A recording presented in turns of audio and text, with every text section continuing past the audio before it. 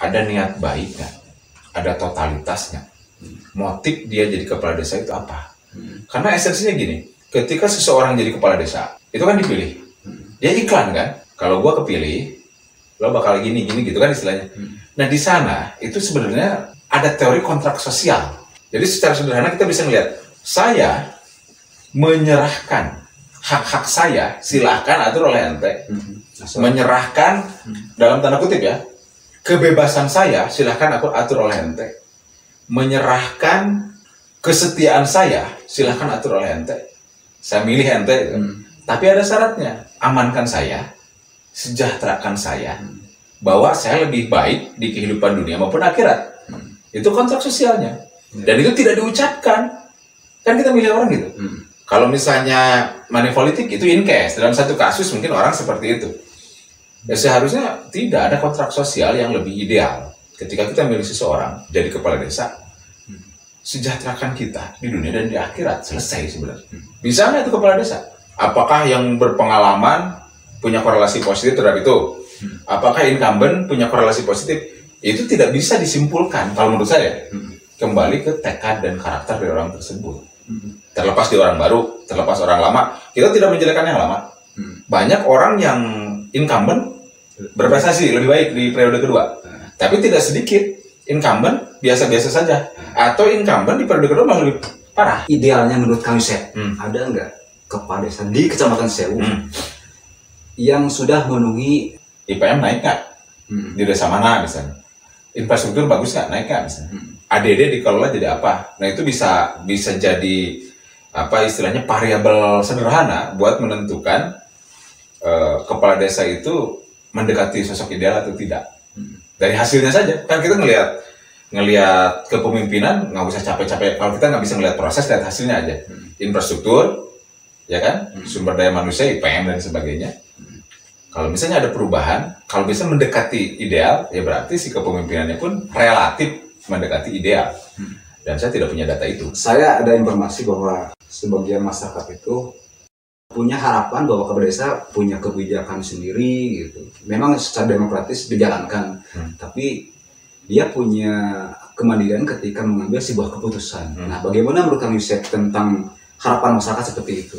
Itu sebetulnya salah satu tugas dari seorang pemimpin itu ya mengambil keputusan, gitu kan, dengan cepat, dengan tepat, dengan yakin berdasarkan, gitu kan, aspirasi dari masyarakat. Ketika ada sebuah kebijakan yang memang harus diputuskan A, karena menurut analisis dia ini kepentingan orang banyak, tapi ada kelompok tertentu, orang tertentu, pihak tertentu yang menghalangi itu. Nah, kalau dia orientasinya kontrak sosial, dia tidak akan berpikiran politis. Dia akan tetap berpikiran idealis demi rakyat, demi konstituen dia. Mau dulunya dia milih kita, mau dulunya enggak, kan sekarang udah jadi rakyat kita gitu. Dia pasti menjalankan itu, yang pengen misalnya kebijakan A. Tetapi kalau misalnya bergen orang-orang itu lebih kuat dan dia menjadi lemah, istilah Kang Gunggun, tangan lembek kali ya. Ya mungkin nantinya ya rakyatlah yang kecewa. Pertanyaannya, kepala desa itu dipilih oleh mayoritas rakyat atau oleh segelintir orang?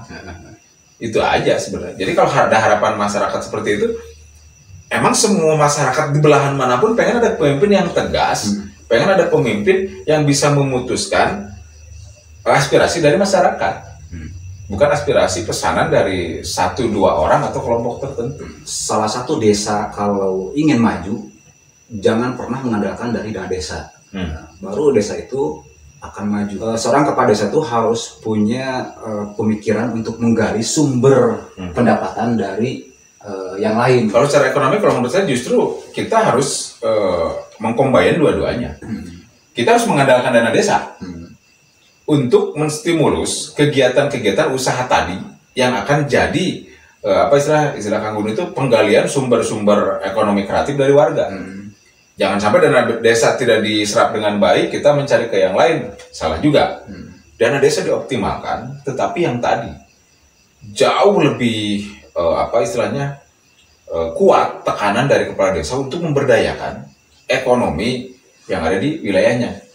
Dan hal semacam itu memang secara konsep itu mudah gitu ya. Ada banyak hal yang bisa dilakukan. Terbayang nggak kalau misalnya desa membuat sebuah koperasi yang semua warganya benar-benar percaya terhadap koperasi tersebut, sehingga dia butuh minyak, butuh pupuk, butuh apapun gitu, ada di kayak Desember Mart misalnya ya. Hal semacam itu sebenarnya pemerintah ngasih trigger bikin BUMDes, bukan berarti BUMDes ada bangunannya, bikin warung apa, enggak. Maksudnya ada badan usaha. Emang salah kalau badan usaha nyanyiin e-commerce yang gede, misalnya sekarang ada nggak di desa? BUMDesnya itu pakai aplikasi, orang yang membeli, yang mau menjual difasilitasi oleh BUMDes lewat aplikasi. Untuk menjadikan pemerintah desa yang maju itu butuh keterbukaan dalam penganggaran. Nah, ada landasan hukum nggak ketika misalnya masyarakat menuntut bahwa kepala desa harus terbuka gitu. Kemudian yang kedua, membuka perencanaan pembangunan ke depan tentang di desanya. Ini berbicara undang-undang ya. Jadi kalau misalnya salah, kita tidak berbicara nomor, tidak berbicara tahun. Cuman coba nanti dibuka undang-undang keterbukaan informasi. Kedua tadi, pertanyaannya pembangunan desa itu buat siapa? Ya kan? Buat warga. Ya itu harus dilakukan oleh warga. Dan keran aspirasi itu bisa secara formal lewat BPD, nggak bisa dipercaya. Kembali ke yang tadi, sekarang udah zaman digital. Jangan nutup kuping lagi. Kang Emil, terlepas Ridwan Kamil misalnya dipegang sama admin atau tidak. Misalnya bukan Ridwan Kamil itu sebenarnya, tapi admin gitu. Terlepas itu. Tapi masyarakat ada trust, gitu kan? Ada kepercayaan. Wah, komplain masalah ini. Kang Ridwan Kamil bencong di bawah batu, bulu pitisnya panjang-panjang gitu misalnya. Kang Ridwan Kamil ngebales. Ada dialog, ada komunikasi antara pimpinan, antara kepala desa, antara pimpinan lah ya, dengan warganya. Muncul trust, muncul saling memiliki, muncul ngerasa diperhatikan. Dan ironisnya banyak masyarakat, mungkin di desa lain ya, banyak yang tidak mengetahui jumlah dana desa yang diterima di desanya itu berapa. Gitu. Pendapatan desa itu apa saja, terus digunakan untuk apa, pengeluarannya bagaimana. Nah mungkin tadi menurut Kang Yosef ada sebuah kepercayaan muncul dari masyarakat ketika seorang kepala desa terbuka untuk warganya. Bicara keuangan dan sebagainya, pertanyaan gini, emang tidak ada kewajiban kepala desa untuk melaporkan semuanya? Ada, hanya saja sekarang diberikan secara tertutup ke BPD. Padahal apa susahnya ke BPD? Oke, di website-nya juga ditampilkan. Jangan kayak dulu lagi misalnya banner dan sebagainya, walaupun itu boleh-boleh saja untuk di websitenya ada, di banner juga ada. Cuman yang paling efektif kan lewat internet. Kata siapa? Sekarang coba koran laku nggak di kita? Orang tua berita bola udah di internet semua. Coba orang Amerika, orang Jakarta, menterinya bisa ngelihat di desa Cisewu seterbuka ini. Semua orang bisa ngakses. Uang ada segini, dibelanjain buat ini, perkembangan bangunan A begini, infrastruktur B seperti apa, dan yang paling penting apa, itu bisa jadi amal jariah. Ketika itu nular, jadi sindrom buat desa-desa yang lain. Terbayang nggak satu desa mempengaruhi desa-desa yang lain untuk menjadi terbuka dalam urusan keuangan? Ada satu pemahaman tentang pengertian transparan. Jadi yang disebut transparan itu yang lain kudu panjang. Nah menurut Kang Yosef, yang disebut dengan transparan pemahaman Kang Yosef itu seperti apa? Jadi itu adanya di Undang-Undang Keterbukaan Informasi, ya kan? Memang harus telanjang, kecuali ada hal yang dikecualikan seperti tadi rahasia negara. Saya lupa itu ya. Ada beberapa hal karena saya pernah punya kasus masalah keterbukaan informasi. Jadi misalnya Gun-Gun ya, pengen tahu anggaran, asal legal standingnya jelas, nomor KTP berapa, kasihin aja, saya minta data ini. Kalau pihak kepala desa menolak, itu bisa kena pasal, disidangkan di PPID. Sorry kalau saya salah, saya mengalami juga dulu. Dia minta dana bos, datangnya berapa, di bulan buat apa? Pihak kita nggak ngasih, kita sidang, salah kita. Karena harus terbuka. Nanti tolong dikoreksi ya, mungkin di screen ID ini aja. Yang dikecualikan di keterbukaan informasi apa saja. Nah, maksudnya, iya emang tidak, keterbukaan itu bukan teranjang, bukan teranjang memang cuma ada hal yang ditutupin, nggak boleh.